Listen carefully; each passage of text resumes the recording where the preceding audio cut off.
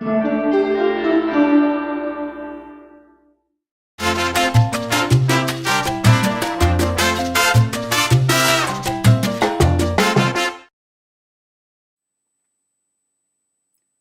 is section 3.5.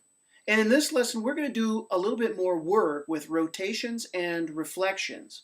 We've been talking about transformations so far in this chapter, and we spent the last section on that. Now we're going to zoom in a little bit and actually look at two different ways to look at a rotation, which is a turn, and a reflection, which is a flip. So I'm just going to go right to the problems on your section 3.5 worksheet and work several of them as examples.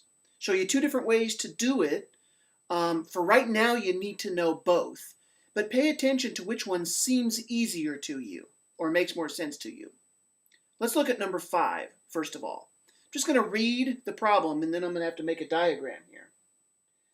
It says rotate the point defined by coordinates 5, 3 by 90 degrees counterclockwise. You ask yourself, well, what's counterclockwise? Well, counterclockwise is around the circle of a clock, the opposite way the clock moves. All right? I'll show you that in a second here. But rotate 5, 3 counterclockwise around the origin. Here's what I'm going to do. First of all, we'll look at the geometric way, the picture way, looking at a graph way to do this.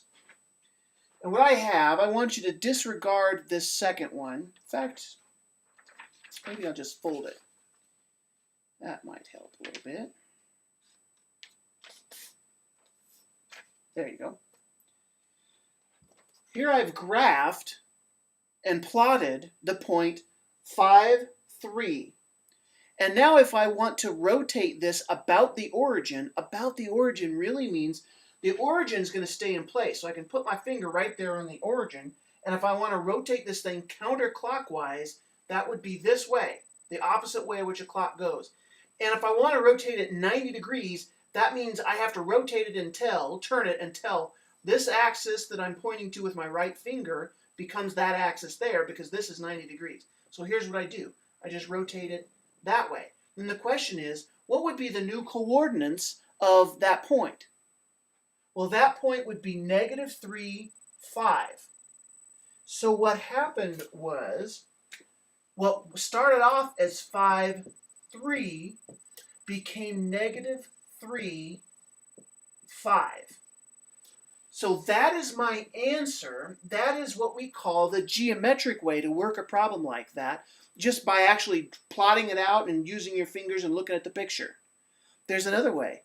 There's what we call an algebraic way, a rule that I can write with algebra. And what happens is when I'm rotating counterclockwise 90 degrees, this always happens. Whatever my starting point was, if I called that xy, my resulting point will always be the negative of the second, when I started off with the second coordinate, that's -y. And then my y value will be the same as the x value in the original.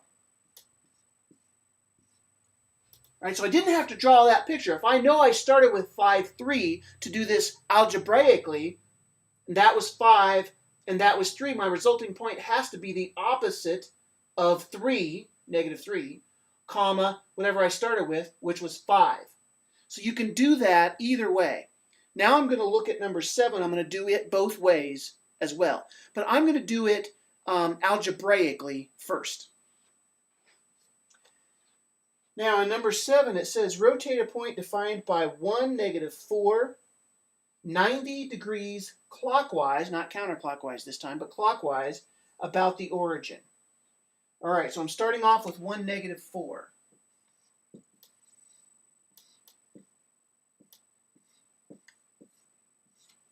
And what you need to know, the rule for doing this algebraically, is always to start with your original point and call that xy.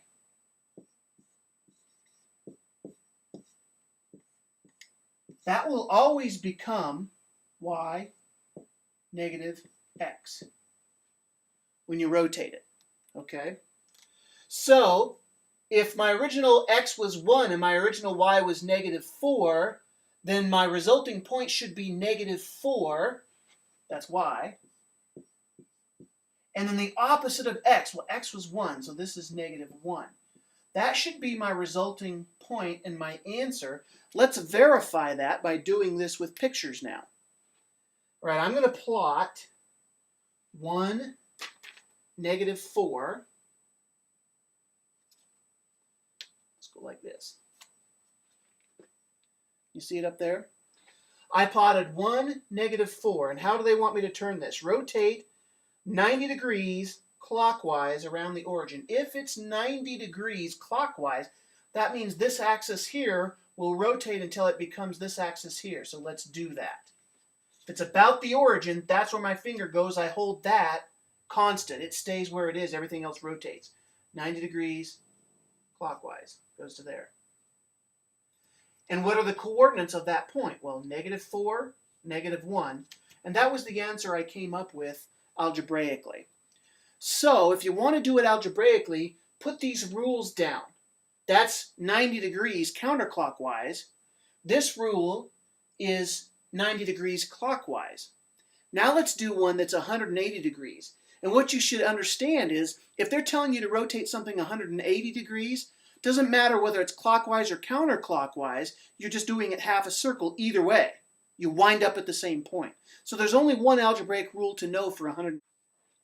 Okay, for number 10 here, it says rotate the point defined by -1, 3. Number 10, -1, 3, by 180 degrees around the origin. Okay. -1, 3, I've plotted right here.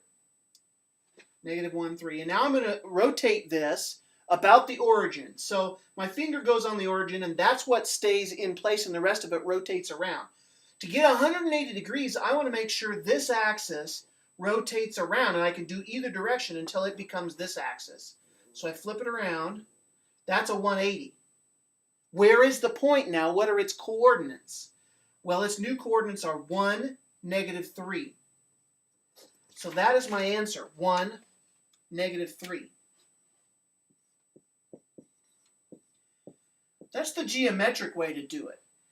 But the algebraic rule for rotating the point 180 degrees in either direction is this. You start with your original x, y. What do you do with the x and the y? You can almost tell what I did. I just take my original x and change its sign. So this is going to map to -x and then the opposite of y, -y.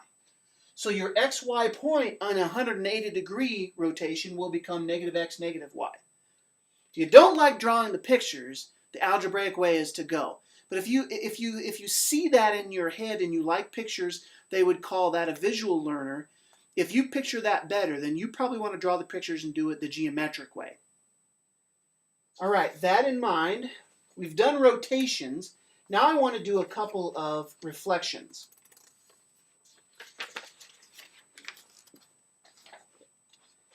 I'm going to start with number 13. So turn to number 13. It says reflect the point defined by 4, 2 over the y-axis.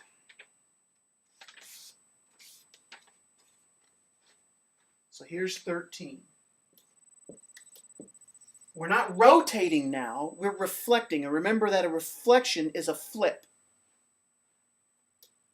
What did we say? 4, 2? I've plotted 4, 2 here. And here's the point 4, 2, and I want to reflect this where? Over the y-axis. Remember, the y-axis is the one that goes up and down. If I flip this across the y-axis, where would it end up? And it should end up exactly, you would draw that perpendicular to the line. However long that is, it goes that far on the other side of the line of reflection. So it goes exactly 4 units on the other side and winds up over here. Right? So what are the coordinates of that point? That point then is -4, 2.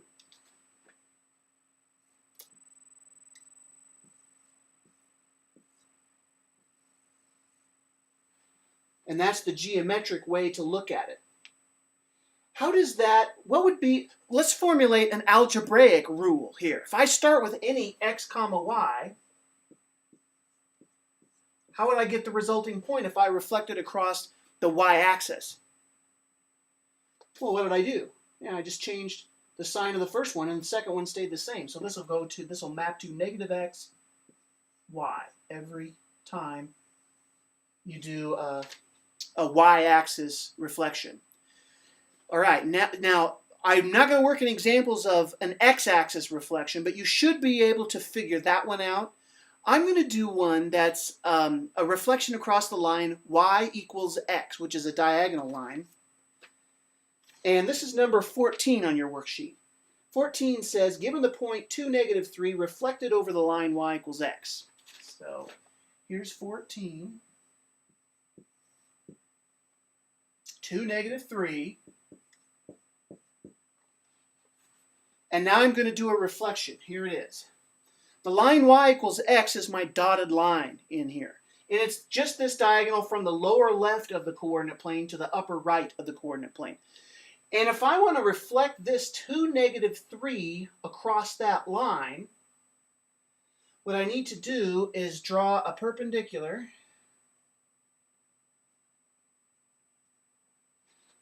and then a perpendicular of exactly the same length on the other side of the line y equals x is where the point will be. Here it is.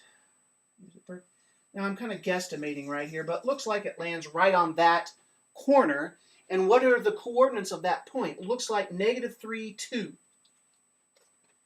-3, 2. Okay, can we formulate an algebraic rule for this? When you reflect across the line y equals x, what do you do with the coordinates? Well, an xy coordinate becomes a, looks like they took the y and made it the x, and the x and made it the y. You flip the x and the y around is all you do. So this is y comma x is the algebraic way to do it. And there's my answer, -3, 2. Okay, rotations and reflections. Good luck with the problems.